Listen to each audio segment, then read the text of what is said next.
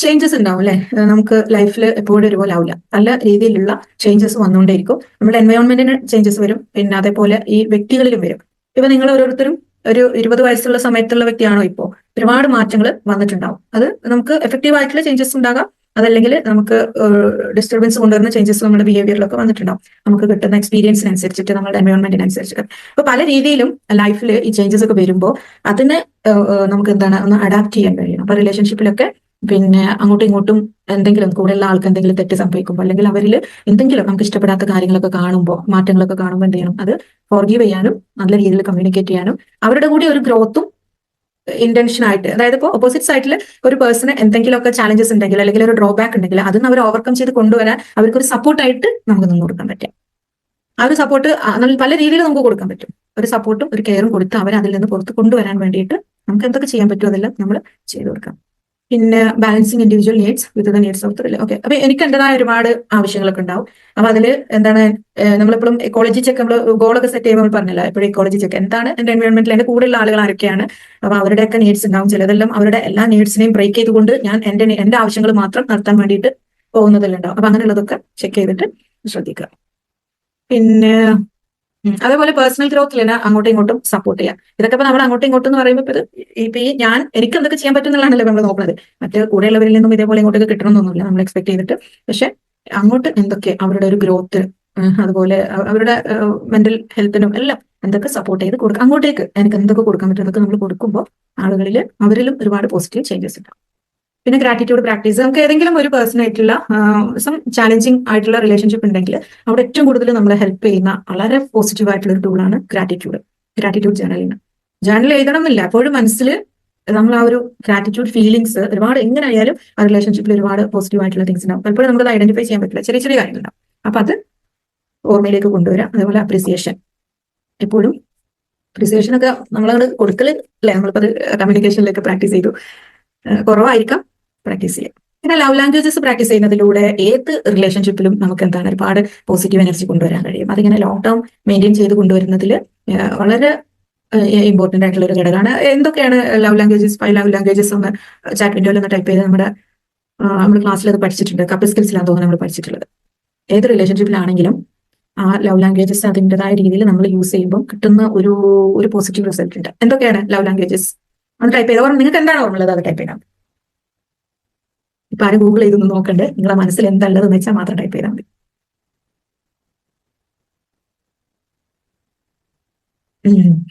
Okay, WhatsApp. Okay, Fabi, Semina, Hasnat, support, appreciation, H. Okay, Fabi അത് 5ഉം അതുപോലെ തന്നെ അല്ലെ. 5 love languages: words of affirmation, gift, quality time, physical touch and service. Okay, very good, very good, thank you so much. Okay, അപ്പൊ ഇത് നമ്മൾ കൊടുക്കലുണ്ടോ ഇല്ലേ, നമ്മുടെ കമ്മ്യൂണിക്കേഷനിൽ ഇത് വരുന്നുണ്ടോ ഇല്ലേ എന്നുള്ളതാണ്. വേർഡ്സ് ഓഫ് അഫർമേഷൻ എന്ന് പറയുമ്പോൾ നമ്മൾ നല്ല വാക്കുകൾ, അപ്രീസിയേഷൻ, അതേപോലെ നല്ല വാക്കുകൾ പറഞ്ഞിട്ട് ആളുകൾക്ക് നിങ്ങൾക്ക് ഇപ്പോ ഞാൻ ഒരു വെരി ഗുഡ്, അല്ലെങ്കിൽ നല്ല കാര്യം, നല്ല സജഷൻ, നല്ല അഭിപ്രായം എന്ന് ഇപ്പൊ ഞാൻ നിങ്ങളോട് പറഞ്ഞെന്ന് വെച്ചാൽ അപ്പൊ എന്താണ് നിങ്ങളുടെ മൈൻഡിൽ ഫീൽ ചെയ്യാം, എന്ത് ഫീലിംഗ് ആണ് നിങ്ങൾക്ക് കിട്ടാൻ? പറയണ ഹസനത്ത് ഇത് നല്ലൊരു സജഷൻ ആണ് കേട്ടോ എന്ന് അങ്ങോട്ടേക്ക് പറഞ്ഞു കഴിഞ്ഞാൽ എല്ലാവരും എന്താണ് നിങ്ങൾക്ക് ഫീൽ ചെയ്യുക? നിങ്ങളുടെ ഫീലിംഗ് എന്താണ്? ഹാപ്പി, പിന്നെ ഭയങ്കര സന്തോഷം ഉണ്ടാവും, മോട്ടിവേഷൻ ഉണ്ടാവും. യെസ്, പിന്നെ ഷമി, ഫരീദ, ബാക്കിയുള്ളവർ വരട്ടെ. ഹാപ്പിനെസ് കിട്ടും, മോട്ടിവേഷൻ കിട്ടും, ഫീലിംഗ് സ്ട്രോങ് ആയിട്ട് ഒരു ഫീലിംഗ്, ഒരു സ്ട്രെങ്ത് ഫീൽ ചെയ്യും അല്ലെ. പിന്നെ ഹെൽപ്പിംഗ് മീൻസ് ഓക്കെ, പിന്നെ ഹെൽപ്പിംഗ് എന്നുള്ളത് എന്താ ഉദ്ദേശിച്ചത് അറിയില്ല. Fulfilment, okay okay, very good. പിന്നെ എന്തോ ഭയങ്കര ഒരു സാറ്റിസ്ഫാക്ഷൻ അല്ലെ, അത് വന്നോ സെന്റൻസിൽ?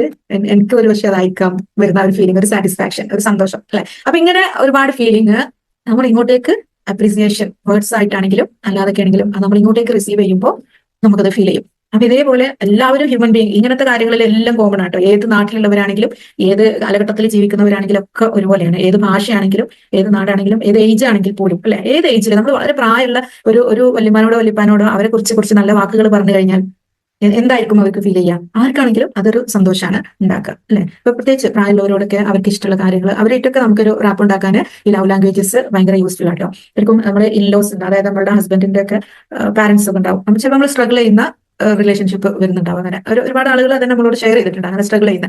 അവിടെയൊക്കെ നമുക്ക് ഈ ഒരു ലവ് ലാംഗ്വേജസ് ഒക്കെ പ്രാക്ടീസ് ചെയ്തിട്ട് അതേപോലെ എഫക്റ്റീവ് കമ്മ്യൂണിക്കേഷൻ സ്ട്രാറ്റജീസ് ഒക്കെ പ്രാക്ടീസ് ചെയ്ത് നല്ലൊരു റാപ്പ് ഉണ്ടാക്കാൻ കഴിയും. ഈ പ്രായമായ ആളുകളുമായിട്ട് നന്നായിട്ട് റാപ്പ് ഉണ്ടാക്കി കഴിഞ്ഞാൽ പിന്നെ നമുക്ക് ഇവിടെ ഒരു ചാലഞ്ച് വരില്ല. പിന്നെ നമ്മൾ അവരുടെ ആളായി മാറും. അപ്പൊ അതിനൊക്കെ ഈ ലവ് ലാംഗ്വേജസ് അതേപോലെ തന്നെ അവരുടെ ഒരു സ്റ്റൈൽ അല്ലെങ്കിൽ അവരുടെ ഒരു ഭാഷ അവരിലേക്ക് ഇറങ്ങിച്ചെന്ന് അവരായിട്ട് നമ്മൾ സംസാരിക്കുമ്പോൾ നമുക്ക് കിട്ടും. പിന്നെ റിസീവിങ് ഗിഫ്റ്റ്, ഒരു ഗിഫ്റ്റ് കിട്ടിക്കഴിഞ്ഞാൽ അല്ലേ അത് ഭയങ്കര ആദ്യം ഇതൊക്കെ എന്താ വെച്ചാൽ ഇത് എനിക്ക് കിട്ടിക്കഴിഞ്ഞാൽ എന്തായിരിക്കും എന്റെ ഫീലിംഗ് എന്നുള്ളത് നമുക്ക് അൺഎക്സ്പെക്ടഡ് ആയിട്ട് എക്സ്പെക്ട് ചെയ്തിട്ടൊക്കെ ഒരു ഗിഫ്റ്റ് നമുക്ക് കിട്ടിക്കഴിഞ്ഞാൽ നമുക്ക് കിട്ടുന്ന ഒരു സന്തോഷമുണ്ട് അല്ലേ. അതുപോലെ ക്വാളിറ്റി ടൈം നമ്മൾ ഇപ്പോൾ പറഞ്ഞുകൊണ്ടിരിക്കുക എന്നല്ലാണ്ട് ഇത് എത്രത്തോളം നമ്മൾ സ്പെൻഡ് ചെയ്യുന്നുണ്ട്, പ്രത്യേകിച്ച് ഈ ഒരു സ്ക്രീൻ നമ്മുടെ കൂടെ തന്നെ ഉള്ളതുകൊണ്ട് എല്ലാവർക്കും ഇഷ്ടമാണല്ലോ, അതിനോടാണല്ലോ കൂടുതൽ ഇഷ്ടം അല്ലെ. ഇപ്പോൾ ഹസ്ബൻഡ് വൈഫൊക്കെ ആണെങ്കിൽ ഞാൻ അദ്ദേഹത്തിന്റെ മൊബൈൽ ആയിരുന്നെങ്കിൽ അല്ലെങ്കിൽ ഞാൻ അവളോട് മൊബൈൽ ആയിരുന്നെങ്കിൽ എന്ന് ചിന്തിക്കുന്ന ഒരു കാലമാണ് ഇപ്പോൾ മക്കളാണെങ്കിലും ഒക്കെ ആരാണെങ്കിലും. അപ്പൊ അതുകൊണ്ട് തന്നെ ഈ ഒരു ക്വാളിറ്റി ടൈം എന്ന് പറയുമ്പോൾ അവിടെ സ്ക്രീനില്ല, പിന്നെ ഒന്നുമില്ല. അത് വളരെ റിലാക്സ് ആയിട്ട് പരിഭവങ്ങളോ പരാതികളോ ക്വാളിറ്റി ടൈം സ്പെൻഡ് ചെയ്യാൻ വേണ്ടിയിട്ടായിരിക്കും നമ്മൾ ചിലപ്പോൾ ഒരുമിച്ച് ഇരുന്നിട്ടുണ്ടാവുക ഭക്ഷണം കഴിക്കാൻ ടേബിളിന്റെ ചുറ്റുമൊക്കെ. പക്ഷെ അപ്പോഴേക്കും തുടങ്ങും അങ്ങോട്ടും ഇങ്ങോട്ടും ഒന്നുകിൽ ഉപദേശം, പാരന്റ്സ് ആണെങ്കിൽ ഉപദേശം തുടങ്ങും, മക്കൾ ചിലപ്പോൾ അവരുടെ പരിഭവങ്ങളോ പരാതികളോ കുറ്റപ്പെടുത്തലുകളോ തുടങ്ങും. അപ്പൊ പൊതുവെ മക്കൾ കുറച്ചും കൂടി സ്റ്റാൻഡേർഡ് ആണ്. അപ്പൊ നമ്മൾ പാരന്റ്സ് ചൊറിയാൻ തുടങ്ങും അവരെ കാണുമ്പോഴേക്കും. നമ്മളിങ്ങനെ എന്തെങ്കിലുമൊക്കെ അവരൊന്ന് കൈ കിട്ടിയ സമയമല്ലേ, അപ്പൊ എന്തെങ്കിലുമൊക്കെ ഉപദേശിക്കാം. നമ്മൾ മനസ്സിൽ ഉപദേശം ആവില്ല, നമ്മളങ്ങനെ പറയായിരിക്കും.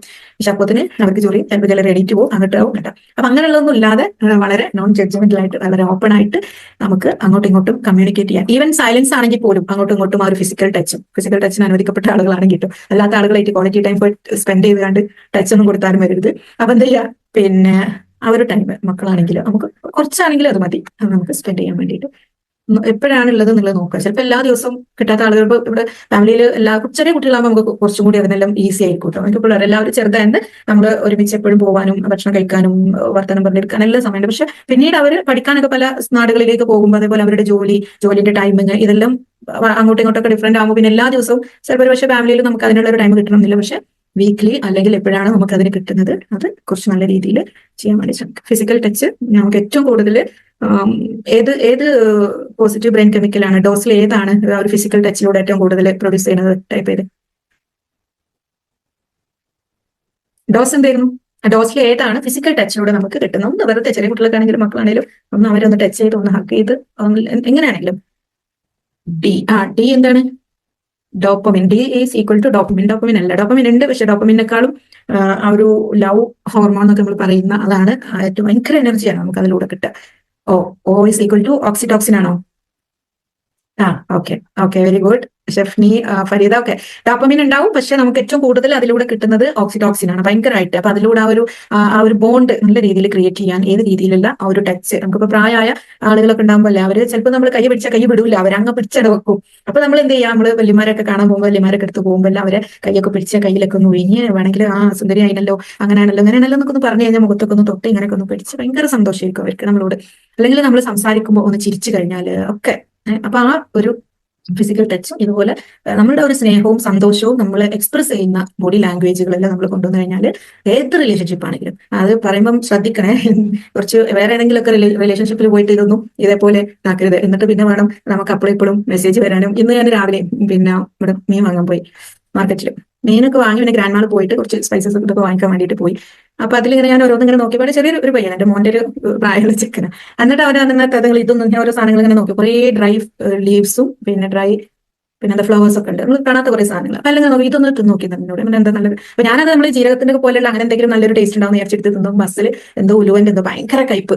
എല്ലാം ഞാൻ അവനെ വെറുതെ തമാശയിൽ ചീത്ത പറഞ്ഞു. പക്ഷെ എന്തോ ആ ഒരു ചീത്ത പറഞ്ഞപ്പോൾ അവനൊരു നമ്മളോട് ഒരു പെങ്ങളോടുള്ളതാണോ എന്നറിയില്ല, ഒരു ഉമ്മാനോടുള്ളതാണോ എന്നറിയില്ല, ഒരു അട്രാക്ഷൻ വന്നു. പിന്നെ പിന്നെ വേഗം അവിടെ പോകുന്നു. അവന് പിന്നെ നമ്മൾ കുറച്ചും കൂടി ഇന്റിമേറ്റ് ആയിട്ട് സംസാരിക്കാൻ തുടങ്ങും. അപ്പൊ നമ്മൾ ചില സമയത്ത് നമ്മളറിയാതെ നമ്മളിൽ നിന്നും വരുന്ന ചില ഓപ്പൺ എക്സ്പ്രഷൻസ് ചിലപ്പോൾ ആളുകൾ അട്രാക്ട് ചെയ്യാം, പക്ഷെ നമുക്ക് മനസ്സിലാക്കാൻ പറ്റും. എന്നിട്ട് പിന്നെ എനിക്ക് കൈപ്പുള്ളത് തന്ന് ഞാൻ അവിടെ പോകുന്നതിന് അവൻ എന്തോ കുറ്റബോധം തോന്നിണ്ടാകും. കുറെ കഴിഞ്ഞ് ഞാൻ അപ്പുറത്ത് പോയി അരി വാങ്ങുന്നുണ്ട് ഒരു കൽക്കണ്ടത്തിന്റെ കഷ്ണം കൊണ്ട് വരുന്നത്. ചിരിയൊന്നും പോയി ഇത് പറഞ്ഞാൽ അത് വാങ്ങിച്ചു. പിന്നെ അതോടുകൂടി അപ്പൊ ഇങ്ങനെയൊക്കെയുള്ള സന്ദർഭങ്ങൾ നമ്മൾ എന്ത് ചെയ്യാൻ ശ്രദ്ധിക്കാം. ചിലപ്പോൾ നമ്മൾ ഓപ്പൺ ആയിട്ട് നമ്മൾ ആളുകളോട് ചിലപ്പോൾ ബിഹേവ് ചെയ്യുമ്പോൾ അവരിൽ ചിലപ്പോൾ നമ്മളോട് ഏതെങ്കിലും രീതിയിലുള്ള ഒരു അറ്റാച്ച്മെന്റ് ഫ്രണ്ട്ഷിപ്പ് തന്നെ ആയിരിക്കും, പക്ഷെ എന്നാൽ പോലും നമ്മളതൊക്കെ അത് ശ്രദ്ധിക്കണം. ഞാൻ ഈ ലവ് ലാംഗ്വേജസ് പറഞ്ഞപ്പോൾ ഒന്ന് ഓർമ്മിപ്പിച്ചെന്ന് മാത്രം. ഓക്കെ, അപ്പൊ ഇത്ര എല്ലാവർക്കും ക്ലിയർ അല്ലേ? ക്ലിയർ ആണെങ്കിൽ ഒന്ന് സി എന്നൊന്ന് ടൈപ്പ് ചെയ്യാം. ഓക്കെ, ഇനി നമുക്ക് ഇതിന്റെ ബാക്കി പോകാനുള്ളത് നമ്മളുടെ ഒരു ആക്ഷൻ പ്ലാൻ. എങ്ങനെയാണ് റിലേഷൻഷിപ്പ് ഇംപ്രൂവ് ചെയ്യാൻ നിങ്ങൾക്ക് ഓരോരുത്തർക്കും നിങ്ങളുടെ ഒരു പേഴ്സണലി ഒരു ആക്ഷൻ പ്ലാൻ റെഡിയാക്കണം.